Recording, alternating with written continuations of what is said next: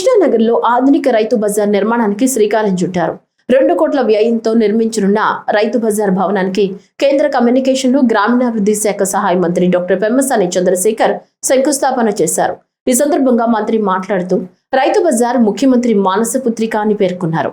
4 కోట్ల విలువైన స్థలంలో 2 కోట్లతో భవన నిర్మాణం చేపడుతున్నామని తెలిపారు. 9 నెలల్లో నిర్మాణ పనులు పూర్తి చేస్తామని వెల్లడించారు. రైతు బజార్లో 30 మహిళా సంఘాల స్టాళ్లు, 60 రైతుల స్టాళ్లు, 10 దుకాణాలు ఏర్పాటు చేయనున్నట్లు తెలిపారు. భవన నిర్మాణం పటిష్టంగా ఉండాలని, పార్కింగ్ సౌకర్యం సమగ్రంగా కల్పించాలని అధికారులకు సూచించారు. రైతు బజార్ నిర్వహణలో ఎటువంటి నిర్లక్ష్యం ఉండకూడదని, సమీప ప్రాంతాల ప్రజలకు అసౌకర్యం కలగకుండా చర్యలు తీసుకోవాలని స్పష్టం చేశారు. శాసన మండలి సభ్యులు ఆలపాటి రాజా మాట్లాడుతూ అందరికీ అనుకూలమైన ప్రాంతంలో రైతు బజార్ ఏర్పాటు కావటం ఆనందకరమన్నారు. శాసనసభ్యులు గల్లా మాధవి మాట్లాడుతూ కూటమి ప్రభుత్వం అభివృద్ధి దిశగా ముందుకు సాగుతోందన్నారు. 2 అంతస్తుల భవన నిర్మాణం జరుగుతోందని, 100 స్టాళ్లు అందుబాటులోకి వస్తాయని తెలిపారు. మరుగుదొడ్లు, పార్కింగ్ వంటి సౌకర్యాలు కల్పించనున్నట్లు చెప్పారు. వ్యవసాయ మార్కెట్ కమిటీ చైర్మన్ కుర్రా అప్పారావు మాట్లాడుతూ కూరగాయలతో పాటు పండ్లు, పూల మార్కెట్ కు కూడా అవకాశం కల్పించాలని కోరారు. ఈ కార్యక్రమంలో మార్కెటింగ్ శాఖ అధికారులు, ప్రజాప్రతినిధులు పాల్గొన్నారు. 1999లో గౌరవ ముఖ్యమంత్రి రైతులను కొనుగోలు చేస్తూ మధ్యవర్తులు లేకుండా సమాజానికి ఉపయోగపడే విధంగా మనుషుల జీవనానికి దగ్గరగా ఉండే విధంగా రైతు బజార్లు చేయాలనేటువంటిది ఆ రోజుల్లో ఒక గొప్ప ఆలోచన. గుంటూరు ప్రాంతంలో 3 ఉన్నాయి రైతు బజార్లు. అయితే ఈ 3 కూడా ఎక్కడా కూడా ఒక మంచి భవనాలు కానీ, ఆధునికత వీళ్ళందరూ చెప్పినట్టు ఒక పార్కింగ్ ప్లేస్ కానీ, టాయిలెట్స్ కానీ ఇవన్నీ లేకపోవటం, రకరకాలుగా ఇబ్బందులు హైజీనిక్ గా ఉండకపోవటం వల్ల అంతగా ఉపయోగపడిపోతా ఉన్నాయి.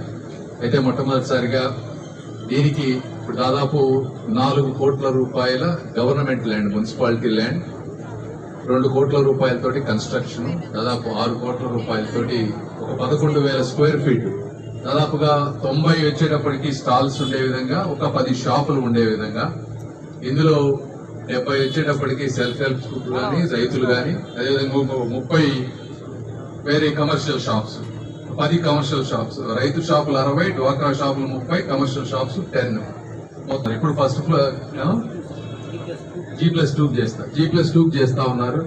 ప్రస్తుతానికి గ్రౌండ్ ఫ్లోర్ తో ఆపరేట్ చేసి మిగిలిన ల్యాండ్ కూడా వస్తే దీన్ని ఇంకా ముందుకు తీసుకువెళ్లాలనేది ఆలోచన. ఇందులో మెయిన్ ఇన్ని రోజులు రాకపోవడానికి రకరకాల కారణాలు, లోకల్ రాజకీయాలు, అదేవిధంగా మున్సిపాలిటీ కోఆర్డినేషన్ లేకపోవడం, అంటే ఎగ్జామ్ వాళ్ళు సహకరించకపోవడం.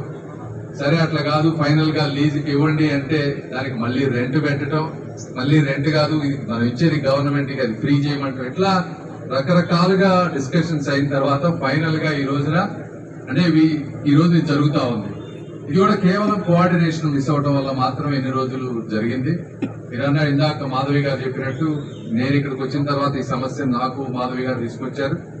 అయితే అప్పారావు గారు దీన్ని ఇప్పుడు ఈ ఫండ్స్ ఏదైతే ఉన్నాయో ఫాస్ట్ గా చేయాలని చెప్పి 1కి 2 సార్లు వాళ్ళు వెంటబడటం వల్ల మా వాళ్ళు అందరూ కూర్చొని దీన్ని ఒక స్టేజ్కి తీసుకొచ్చారు. ఇదే కాదు, అప్పారావు గారిని అభినందించాలి.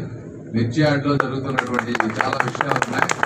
వాటన్నిటినీ కూడా నా దగ్గరికి, అదేవిధంగా లోకేష్ గారి దగ్గరికి తీసుకొచ్చి ఒక సమన్వయంతో ముందుకు తీసుకెళ్లి, అంటే పదవి ఇద్దరు మాధవి గారు వారిద్దరు పదవిని ఒక అలంకారంగా కాకుండా బాధ్యతగా తీసుకొని ఈరోజు పనిచేస్తా ఉన్నారు. వారిద్దరికి ఆ విధంగా పనిచేస్తే ప్రజల్లో ఎప్పుడు మంచి పేరు ఉంటుంది. వారందరికీ కూడా ధన్యవాదాలు తెలుపుతూ, ఈ కాంట్రాక్టర్ ఎవరైతే ఉన్నారో 9 నెలల్లో కంప్లీట్ చేస్తా అన్నారు. మెయిన్ 9 నెలలకు 1 నెల అటు ఇటు అయినా పర్లేదు, కానీ నీట్ గా క్వాలిటీ ఉండే విధంగా చేసి, ఆ బాత్రూమ్లు అవన్నీ కొంచెం విశాలంగా ఎక్కువ మందికి ఉపయోగపడే విధంగా చేసి 10 మందికి ఉపయోగపడే విధంగా చేయాలని మనస్ఫూర్తిగా కోరుకుంటూ, ఈ కార్యక్రమానికి ఇచ్చేసిన రాజేంద్ర ప్రసాద్ గారికి, జనసేన బీజేపీ నాయకులకి, కార్యకర్తలకి అందరికీ కూడా మరొకసారి మనస్ఫూర్తిగా ధన్యవాదాలు తెలుపుకుంటూ సెలవు తీసుకుంటా ఉంటాను.